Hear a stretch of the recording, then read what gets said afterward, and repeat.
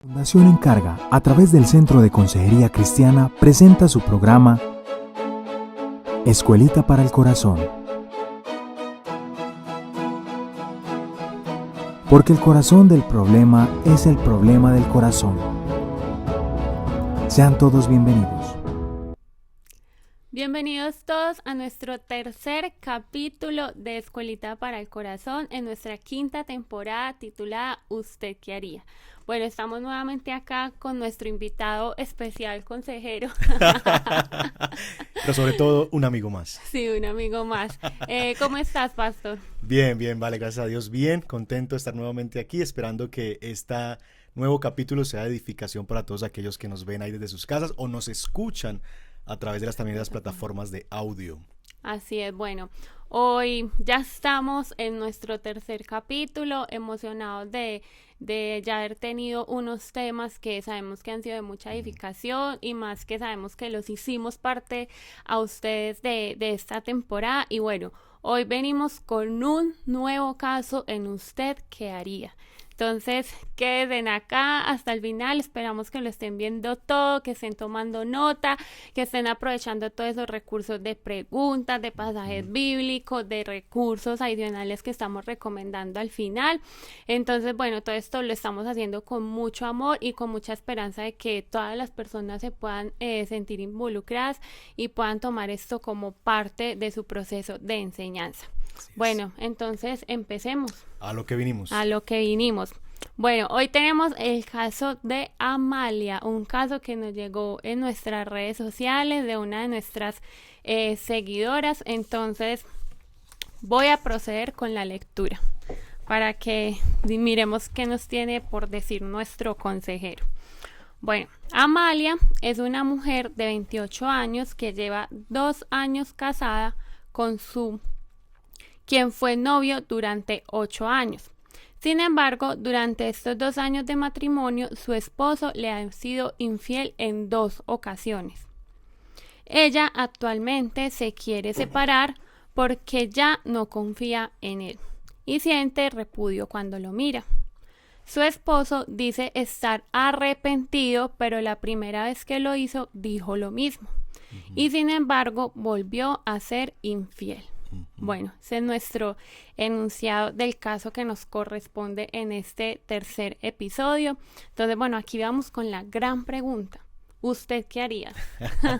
Muy bien, bueno, antes de hablar de lo que yo haría como consejero, vamos a repasar un poquito el caso porque la idea es que podamos tener fresquito lo que acabaste de leer y lo recordemos. Es una mujer, 28 años, se casó con quien había sido su novio, tuvieron 8 años de noviazgo. Llevan 2 años de matrimonio y en estos 2 años de matrimonio esta es la segunda oportunidad en la que él le ha sido infiel a ella, ¿verdad? Él dice estar arrepentido, eso comunica, pero ella manifiesta ya un repudio y un rechazo hacia él. Entonces, y la razón de esto es que ella no le cree, porque la primera vez que lo hizo también manifestó estar arrepentido y volvió y reincidió en su pecado de adulterio. Así que bueno, ese es el caso que tenemos por delante.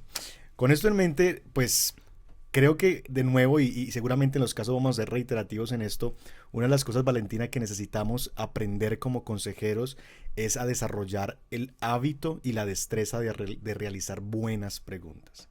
Un consejero bíblico debe ser un experto en preguntas, más que en afirmaciones. Porque uno de los objetivos que tiene la consejería bíblica es ayudar a la persona a encontrarse con el Dios de la palabra y a encontrarse con la verdadera realidad de su ser interior, lo que está sucediendo en realidad. Porque parte de lo que hace el pecado es que el pecado nos confunde, nos engaña, ¿verdad? Y parte de lo que queremos en consejería bíblica es desenmascarar, usando las palabras del apóstol Pablo en Efesios, el pecado. Quitarle la máscara y que el aconsejado se vea tal cual frente al espejo de la escritura. Y eso se logra a través de las preguntas. Aquí tenemos un caso muy general que yo no puedo inmediatamente, esa es otra tentación del consejero. En estos procesos estamos tanto diciendo lo que haríamos en el caso, pero dando pinceladas también para ustedes como consejeros de cómo acercarse en general a la consejería. Y uno de los elementos que es muy importante es el aconsejado cuando viene a la sala te va a decir lo mínimo necesario.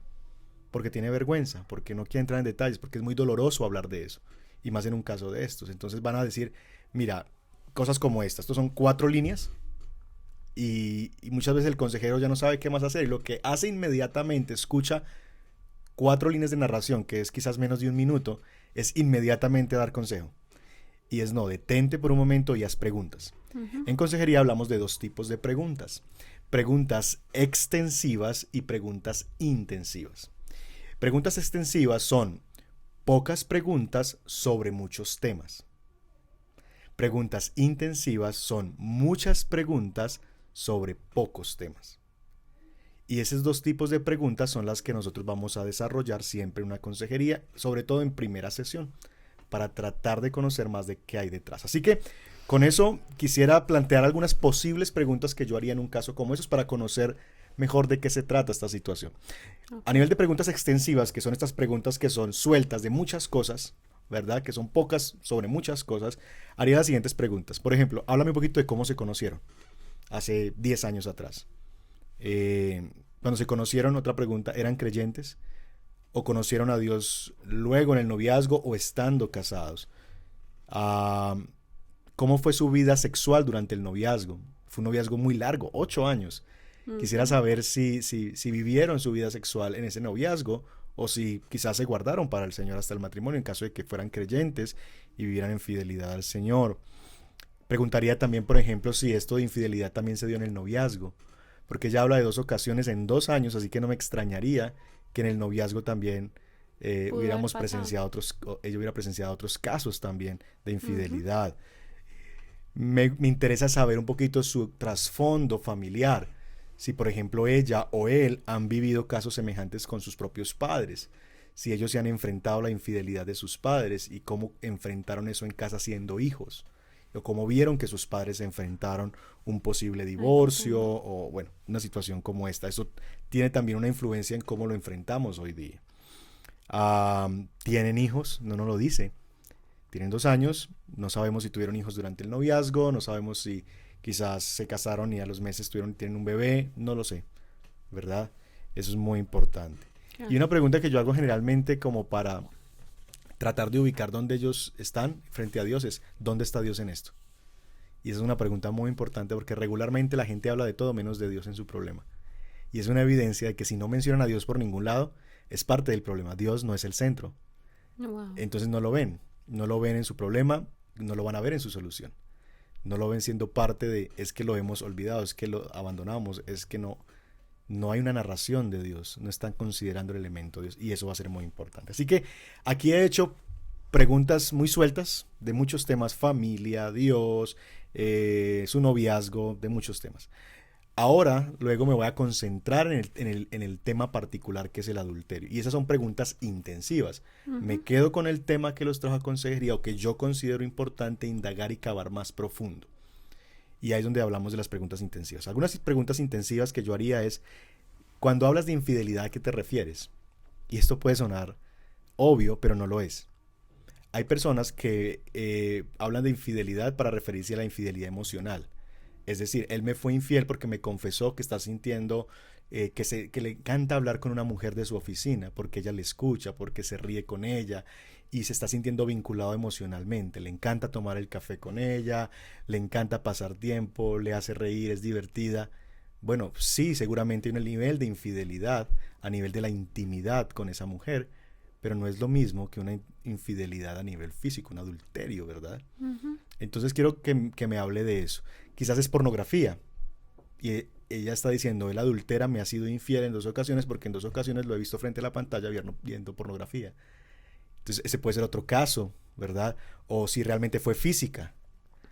Y si es un adulterio físico, es un adulterio que solamente fue físico. Es decir, el hombre pagó una prostituta, se fue a un viaje de trabajo y llamó una stripper y estuvo con ella, una prepago y punto, se acostó con ella y ya está. O si en realidad sostuvo una relación por los meses que no solamente fue física, sino también emocional con esa mujer. Entonces le haría esa pregunta también. Ella refiere que han sido 2 casos. Los 2 casos fueron con la misma persona. No es lo mismo hablar de un caso de infidelidad que se repitió con la misma persona, lo cual daría más elementos de que sí hay un vínculo emocional muy fuerte con esa otra mujer, a que sea con dos personas totalmente diferentes. Que de nuevo, no quiere decir que sea menos condenable, pero sí me hace abordar de manera distinta el asunto. Quiero preguntarles cómo se enteró ella. ¿Él confesó o ella lo descubrió? Porque también hay otros elementos importantes a considerar. ¿Cómo afrontaron la primera infidelidad? ¿Estuvieron en consejería? Porque, ¿qué hicieron en el proceso? ¿Cómo lo resolvieron? Muy importante saber si ellos se quedaron con eso solos, si echaron tierrita y de esto no hablamos y vamos para adelante, yo te perdono y echemos esto al olvido. O si en realidad lidiaron con eso y trabajaron en sus corazones con esto. Ella habla de repudio, entonces le preguntaría, háblame un poquito más, descríbeme a qué te refieres con repudio. Repudio significa en que sexualmente te sientes sucia cuando él te busca, no lo quieres ni ver, es un repudio a todo nivel, tienes deseos de golpearlo. Quiero saber un poquito cuál es el nivel de profundidad de esto que llama repudio. Le preguntaría a Amalia también si ella ha sido infiel. Porque muchas veces lo que ocurre en estos casos de donde hay adulterio reiterado es que una forma, un mecanismo de venganza es que ella hace lo mismo. Simplemente por el hecho de entender que ella quiere hacerle sentir a él lo que ella siente. Y quiero preguntarle eso.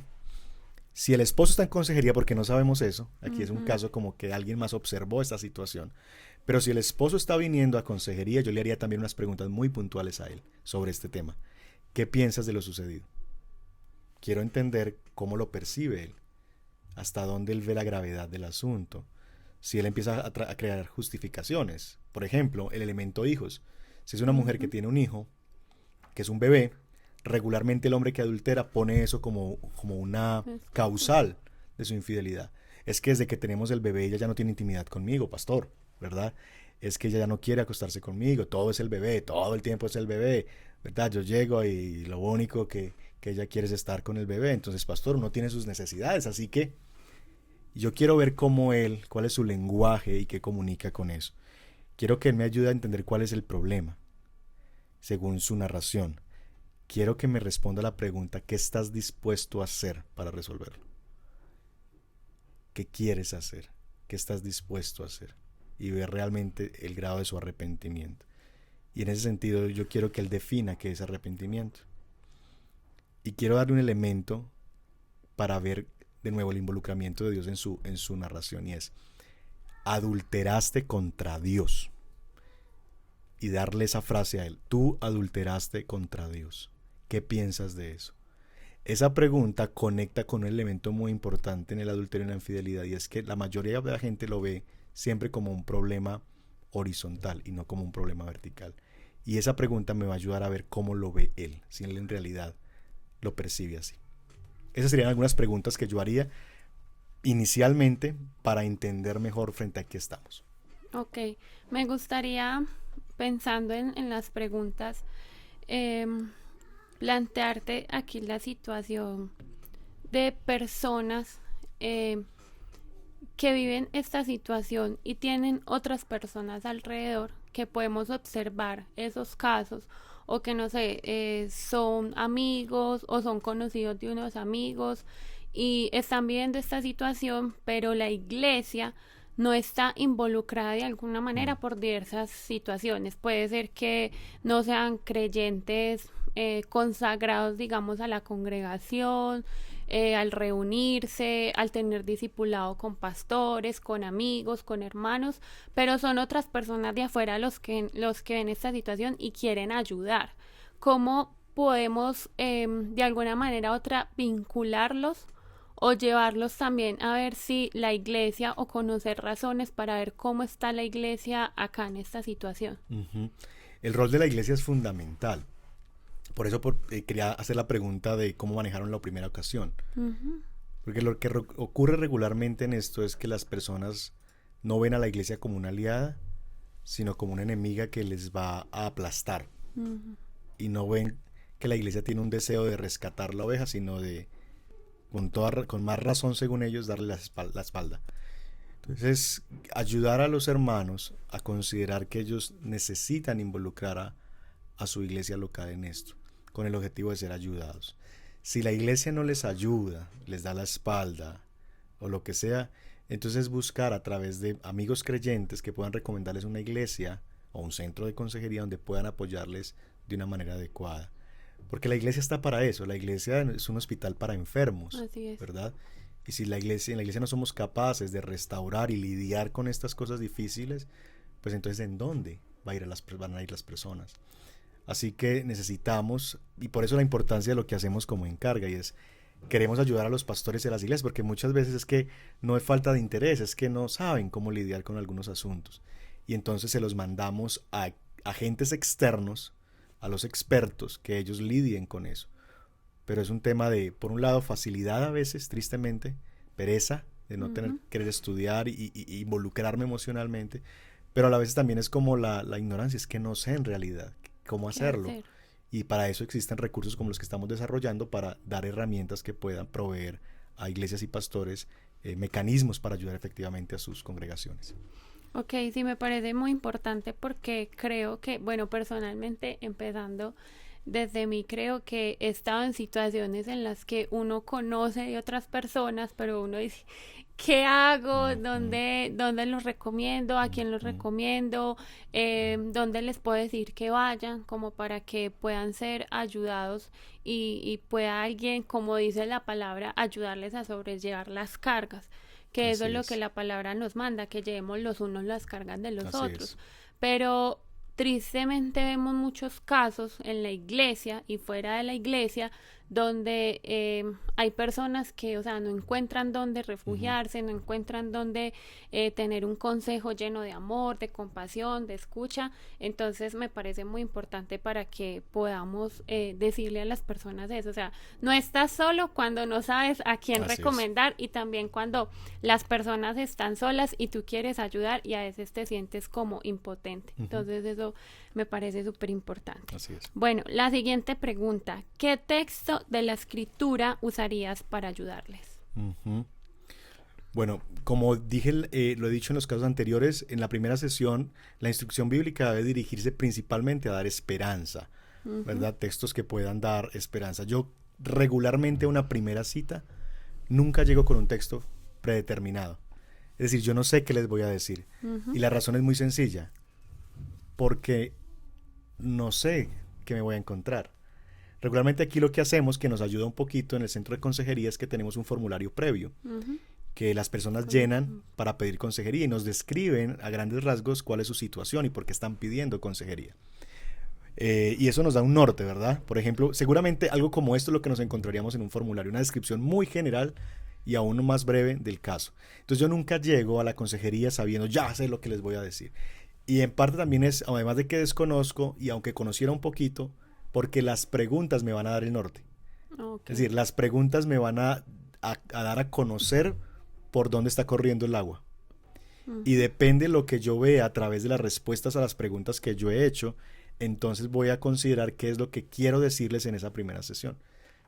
Normalmente es esperanza, pero quizás lo que quiero decir ahí es porque quizás por lo que veo será la única vez que los voy a tener, porque con lo que he escuchado no van a volver a consejería, entonces quiero quizás predicarles el evangelio inmediatamente allí, o si no los veo viendo la gravedad de su situación, sino simplemente, bueno, yo vengo aquí porque pues todos tenemos problemas, hay que mirar qué hacemos, ella me dijo que viniera, trato de hacerle consciente de la gravedad de su pecado. Entonces con esa claridad en mente, yo dirigiría en un caso como este mi instrucción bíblica de la siguiente manera. Usaría el texto de Ezequiel 16, que es un texto supremamente conmovedor. Ezequiel 16 lo pueden leer en su casa más adelante. Es la queja de Dios hacia Israel, a partir de la visión que Dios tiene de Israel como una novia. Y Dios dice, Israel, yo te recogí cuando no eras nadie, te puse adornos, te vestí de lino fino, y tú le abriste las piernas a cuanto Dios se te aparecía, y adulteraste y te prostituiste pecando contra mí. Ahora, la imagen que describe Ezequiel es, de nuevo, es muy conmovedora porque presenta a un Dios que ve a Israel como su cónyuge y a un Dios que está dolido por la traición. Y yo usaría este texto porque normalmente en un adulterio el ofensor solo puede ver la dimensión horizontal de su pecado. Qué embarradas, yo pegué contra mi esposa. Claro, ¿cómo se debe estar sintiendo ella? Yo soy de lo peor, mis hijos. Y ve esa dimensión horizontal, pero le cuesta pensar en que ha pecado contra Dios, que él en realidad en su pecado, como lo hizo Israel, Israel no fue que adulteró, porque pues es una analogía, ¿verdad? La relación de Dios como esposo, Israel como su esposa, es una analogía. Pero Dios dice, cuando Israel peca, está adulterando contra mí. El aconsejado que se siente culpable llega dispuesto a hacer lo que sea para no perder su hogar. Pero no siempre llega dispuesto a hacer lo que sea para recuperar su relación con Dios. Y es la razón por la que yo siempre le pregunto, ¿estás dispuesto a caminar conmigo aunque tu matrimonio no se salve? Wow. ¿Quieres caminar conmigo en consejería aunque el fruto de esta consejería no termine siendo que tu matrimonio se restaure? Y en eso yo quiero ayudarle a ver a él y yo a evaluar qué tan genuino es su arrepentimiento. Si en realidad él está entendiendo que su pecado antes de ser contra su esposa ha sido contra Dios y que la relación más importante a restaurar aquí es con Dios. Es David en el Salmo 51. David lo que hace inmediatamente no es ir a buscar la familia de Urías, ¿verdad? Cuando ha pecado y en asesinato, o ir a buscar a su esposa y decirle, ¿verdad? O tratar de hablar con sus hijos y una reunión familiar. Miren, yo me equivoqué. No, él entiende que lo que ha hecho es contra Dios. Y resuelve primero su tema con Dios antes de buscar cómo lo soluciona a nivel horizontal. Entonces, ese texto lo usaría para hablarle a él y hacerlo consciente de eso. Usaría el mismo texto, pero en los versos finales, en Ezequiel 16, versos 61 en adelante, para hablarle a Amalia de un Dios que conoce lo que es la traición y un Dios que se ha sentido como se siente ella, dolido, cuando le ha dado a alguien todo, su juventud, en el caso de ella 10 años a un hombre, 10 años, una mujer de 28 años que desde los 18 siendo una jovencita se entregó en alma a ese hombre y le dio todo a ese hombre y ese hombre la traicionó. Y quiero darle ese texto para que sepa que Dios se ha sentido así con Israel, que le dio todo, su pacto, su nombre, su gloria, e Israel lo despilfarró entregándose a cuanto Dios encontraba en el camino. Y que ella pueda ver a un Dios cercano que se identifica con eso.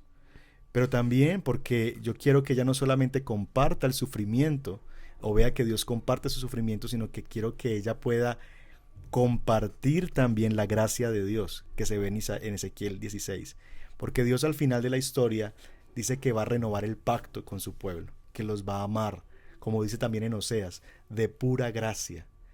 Que ella no solamente se identifique con el Dios sufriente, que puede entender su dolor, sino que dé un paso más, y es Amalia, tú puedes ahora identificarte con el Dios que extiende una gracia que el otro no merece, que da una milla más, que puede amar al que no merece ser amado, y que así como Dios, ella pueda quizás renovar con la ayuda de Dios, del Espíritu Santo, su amor a su esposo infiel. Sumado a eso, yo trataría de decirle a ella, diciendo esto, porque sé que esto es fuerte, es una mujer que sufre, le diría a Amalia, mira, yo te invito a eso, a que des gracia, a que camines un tiempo más conmigo y que podamos no tomar decisiones. Sin embargo, Amalia, yo quiero decirte también que la Escritura te da la opción, por causa de la dureza del corazón de tu esposo, de que tú te divorcies. Y si tú lo quieres hacer, tú cuentas conmigo en términos de que yo te quiero acompañar, porque aquí la que está sufriendo eres tú, principalmente por el pecado de alguien más. Y la Escritura te da la opción. Ahora, lo que yo te diría es, teniendo tú la opción de hacerlo, no lo hagas todavía. Creámosle al Señor que Dios puede hacer un milagro y restaurar tu corazón, restaurar a tu esposo. Caminemos un poquito más y comprobemos la profundidad o no del arrepentimiento de tu marido. Y esta es una oportunidad, Amalia, para que te hagas más semejante a Cristo, para que desde la gracia que tú has recibido, que es inmerecida, que tú la puedas extender a alguien que no la merece. Y creámosle a Dios que Dios puede rescatar tu matrimonio, que Dios puede exaltar a aquel que se humilla. Y le invitaría finalmente a eso. Caminemos una temporada y veamos a Dios ser Dios. Y eso es lo que quisiera invitar a esta mujer en esa temporada en su vida. Algo así es lo que haría yo en esa primera sesión. Es un reto hacer esto porque es una información muy básica. O sea, como tú dices, tenemos un enunciado donde no sabemos qué cosas hay detrás y que creo que, como lo decíamos en los episodios anteriores, nos podemos encontrar cualquier cosa. Así es. A medida que vamos explorando la situación, que se van dando las preguntas, me imagino que las respuestas traerán otras Así preguntas. Pero en medio de todo, lo que me da esperanza a mí, aún escuchando esto, es lo cercano de Dios. Ujú. Y que nosotros podemos mostrar a ese Dios que es cercano, que es amoroso, que ha perdonado a su pueblo, que lo ha traído hacia sí, aún a pesar de todo. Y que, en fin, nosotros y cada uno creo que somos como ese pueblo, que en una u otra situación que hemos enfrentado y también con nuestro pecado hemos ofendido a Dios, y ha sido difícil para nosotros sentir que hemos pecado hacia Él, pero que Él nos ha perdonado y nos ha amado y nos ha traído. Pero es muy lindo que como cristianos la palabra sea nuestra base. Amén. Y podamos decirle a esas personas, mira, esta es nuestra esperanza y este es el Dios que nosotros proclamamos, el Dios de la Biblia, y que es un Dios que nos da esperanza y restauración. Así es. Entonces me parece muy lindo, y como retomando un poquito lo que te preguntaba ahora sobre la iglesia, sobre las situaciones y las personas que están detrás, que aunque no de pronto digamos que todos seamos consejeros, por así decirlo, que nos sintamos como preparados en situaciones para decir, mira, esto es lo que hay que hacer, estas son en cierto modo las respuestas que encontramos en la palabra, pero que sí tengamos esa esperanza que en Dios hay respuesta, que en Dios hay restauración, y que, como decías tú, espérate un momento, o sea, tómate un tiempo, respira, pensemos en la situación y vamos a caminar juntos. Y poder recomendar a alguien o traer a alguien a la iglesia, o recomendar una iglesia que pueda ayudarnos a sobrellevar este caso. Así es. Entonces, la última pregunta, ¿qué tareas le dejarías a ellos o a ella en esta situación para ayudarle? Bien, las tareas regularmente tienen que ser de varios tipos, no solamente tenemos que trabajar, y esta semana lo recordaba en un grupo que teníamos de matrimonios, y decía yo que cuando hablamos de la responsabilidad del creyente hablamos en dos líneas. El creyente es responsable, segunda de Pedro capítulo 1, el creyente es responsable de asuntos que tienen que ver con la devoción a Dios. Dios espera que la devoción a Dios yo la desarrolle. Es mi responsabilidad, mi devoción con Dios, mi vida de oración, mi vida de lectura de la Escritura. Eso no es algo que yo debo solamente pedir, es algo que yo debo hacer. Esa es mi responsabilidad. Entonces el creyente trabaja a nivel de la devoción a Dios, pero el creyente también es responsable del carácter. Añadan a su fe virtud, dominio propio, ¿verdad? Amor. Esa formación del carácter, por supuesto asistido por la ayuda del Espíritu Santo a través de la administración de la Escritura, es un deber del creyente. Entonces las tareas deben reflejar eso, las tareas deben ayudar a la gente a crecer en su devoción a Dios, y las tareas deben ayudarle a la gente a crecer en su carácter, y no solamente una sola cosa, porque muchos de nosotros lo único que dejamos de tarea es memorice tal texto, lea tal cosa en la Biblia, léete este libro, maravilloso, sí, estamos ayudando a que la gente renueve su manera de pensar, pero tengo que trabajar a la par con el carácter, con decisiones firmes que deben tomar, con acciones que deben emprender. Entonces, tomando eso en cuenta, habría dos tipos de tarea. Una de memorización. Les pediría que memoricen Romanos 5:8 para que recuerden el ministerio de Cristo de perdón que nos dio aún siendo pecadores, y el sacrificio que Él hizo por nosotros aún en nuestra condición de pecadores. Quiero que Él lo recuerde para que se aferre a la gracia. Quiero que ella lo recuerde para que esté dispuesta a dar de la misma gracia, que lo puedan meter en sus mentes y en sus corazones. La otra tarea es una tarea que siempre dejo en casos de adulterio, y les digo, siéntense y hablen toda la verdad. Y le digo en este caso a ella, Amalia, tienes el derecho a preguntar lo que quieras, y quiero que se sienten esta semana las veces que sean necesarias y preguntes, ¿cómo era ella? ¿Qué te gustó de ella? Las cosas más absurdas que puedan pensar. Cuando yo estaba en este viaje, ¿tú estuviste con ella? Todo lo que quieran preguntar sobre ese caso. ¿Por qué? Porque regularmente en estas historias siempre quedan cabos sueltos, y las personas dicen la mitad de la historia y ocultan la otra mitad que saben que es mucho más difícil.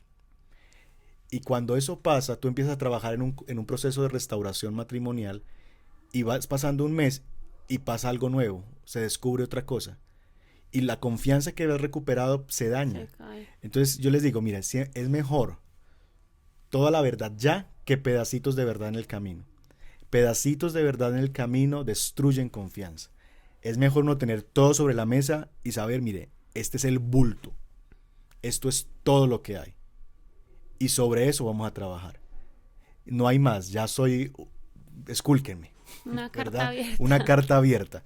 Que empezar a decir cositas y después al mes ella darse cuenta de otra cosa, que no fue así, que fue de otra manera, que no fue una vez sino que fueron 2 veces, que no fue solamente así sino también aquello, que le llegó la tarjeta de crédito y no sé qué, y la cuenta del motel. Tantas cosas que uno pasa en un proceso de consejería, que uno dice, 3 meses sentados semana tras semana, se pierden de lo que habíamos ganado porque no dijiste al comienzo toda la verdad. Entonces siempre el consejo es, como consejero, pídeles por favor que digan todo ya, por más difícil que sea, horrible que sea, ya mismo, sin secretos, sin tapujos, y dale la opción a ella, a la parte ofendida, en este caso ella, de que pueda preguntar lo que quiera. Y tú responde, ¿verdad? Con la verdad, porque Dios siempre va a sacar la verdad a la luz. Así y si es. tú lo ocultas, tarde que temprano, y en el peor momento, cuando ya quizás estamos saliendo, sacando la cabeza, ¡boom!, otra vez nos hunde el pecado. Entonces, confiesa ese pecado y confiésalo completamente. Esos serían mis 2 consejos. Me llama mucho la atención eso y pienso, se me vinieron 2 palabras, sanación y liberación. Hay liberación por parte del ofensor y hay sanación para Así es. la parte ofendida, porque cuando quedan esos detalles lo que tú dices es como todo se cayó y ya volvamos como a empezar, la confianza, y creo que puede retardar o incluso tumbar Sí. completamente la Así es. idea de perdón o de restauración. Entonces creo que es muy importante eso que dices para tener en cuenta. Bueno, tenemos hoy recomendados. Bueno, los recomendados del día de hoy tiene que ver con un libro Ujú. que es de hecho de uno de nuestros, por llamarlo de alguna manera, mentores o personas que nos acompañan en consejería a través de Encarga, que es Jim Newheiser. Él ha escrito un libro muy, muy, muy precioso que se llama Matrimonio, Divorcio y Nuevo Matrimonio, que nos ayuda a entender un poquito cómo lidiar con estos asuntos del divorcio, qué dice la escritura y todas estas preguntas que hay alrededor de estos temas que realmente son tan complicados en la vida de pareja. Y libros yo diría que otro libro que pudiera recomendar tiene que ver con matrimonio. Para mí el mejor libro de matrimonios que yo he leído y que conozco es Matrimonio Sagrado. Ese libro es un libro espectacular que puede ayudar a mucho a las parejas a entender el propósito de su matrimonio. Así que esos 2 recursos en cuanto a libros. Ok, yo también quiero dar una recomendación. Adelante. Bueno, para mí hasta el momento de matrimonios ha sido Cuando pecadores dicen acepto. Me parece increíble ese libro y trata, bueno, en cierta parte habla un poco sobre este tema, bueno, y sobre todos, que creo que te ayudan a examinar mucho el corazón en todas las situaciones a las que posiblemente te puedas enfrentar en tu matrimonio. Y algo básico que me parece increíble del libro es que te plantea de entrada la pregunta, o sea, para ti, ¿quién es Dios? ¿Cómo vives tu teología? ¿Cómo vives tu cristianismo? Y creo que lo tocábamos hace poco en algo en lo que estábamos, es que todo nace de ahí. Y lo que tú decías al principio, ¿dónde está Dios en todo esto? Así es. Entonces, me parece súper clave que en este matrimonio, e incluso en los que no estén en una situación así, que podamos recordar si Dios es nuestro centro y Dios, dónde está Dios en medio de todas las situaciones que vivimos. Entonces es una invitación muy linda y unos recursos excelentes para que tengamos ahí. Y creo que también recordarles que en el nivel 2 de nuestro entrenamiento, los temas de familia están ahí y están desarrollados de manera preciosa. Entonces, si tú no has hecho todavía la capacitación a través de nuestro ministerio en Consejería Bíblica, pues te invitamos a que preguntes ahí por el interno y con mucho gusto podemos darte más información, porque tenemos módulos precisamente que nos ayudan a tener esta información y poder tener más herramientas para ayudar. Publicidad pagada. Sí, allí tenemos un intensivo, eso sí es un intensivo en el módulo de matrimonio, o sea, todo el tema que quieras de matrimonio para que aprendamos mucho. Entonces, bueno, para llegar ahí tienes que hacer el 1, entonces te invitamos, por ahí estaremos anunciando prontamente fechas para nuevamente ofrecer este certificado en consejería bíblica que gracias a Dios ha llegado a muchas personas y ha sido de mucha bendición. Así es. Entonces, bueno, nuestro recomendado, ya resolvimos todas las preguntas y hasta aquí hemos llegado en el día de hoy. Muy bien, muchas gracias por acompañarnos. Y bueno, nos vemos en la próxima oportunidad. Sí, gracias a todos por estar con nosotros. Recuerden, muy importante, recomienden este recurso a alguien que crea que lo necesite, que le pueda servir, que le pueda ayudar de algo, que esa es nuestra intención. Más que creo que darnos a conocer, creo que pueda esto servir para que el pueblo de Dios siga creciendo y la sana doctrina, que es todo en base a la palabra, pueda seguir extendiéndose en nuestros grupos, en nuestras iglesias y en nuestro día a día. Así que sí, ahora sí, muchas gracias a todos por estar con nosotros y bueno, síganos en todas nuestras redes sociales si no lo has hecho. Allí estamos compartiendo constantemente recursos que te van a ayudar, que puedes compartir con otros y bueno, nos vemos en el próximo episodio de ¿Tú qué harías? Gracias, chao, bendiciones. Gracias por acompañarnos. Esperamos que este episodio haya sido de bendición para tu vida. No olvides, suscríbete al canal. Te esperamos en nuestra próxima entrega.